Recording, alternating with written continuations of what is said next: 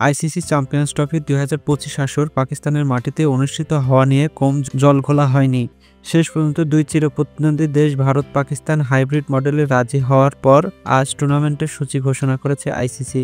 আগামী বছরের ১৯শে ফেব্রুয়ারি স্বাগতিক পাকিস্তান ও নিউজিল্যান্ডের উদ্বোধনী ম্যাচ দিয়ে চ্যাম্পিয়ন্স ট্রফির পর্দা উঠবে। তার আগে নিজেদের প্রতিক্রিয়া জানিয়েছে ভারত পাকিস্তান। ১৯৯৬ সালের পর দীর্ঘ অপেক্ষা ফুরোতে যাচ্ছে পাকিস্তানের। লম্বা সময় পর ২০২৫ সালে তাদের মাটিতে কোনো বৈশ্বিক টুর্নামেন্ট হতে যাচ্ছে। তবে ভারতের জন্য নিরপেক্ষ ভেন্যু হিসেবে দুবাই এবং পাকিস্তানের ৩টি ভেন্যু মিলিয়ে অনুষ্ঠিত হবে আসন্ন চ্যাম্পিয়ন্স ট্রফির ম্যাচগুলো।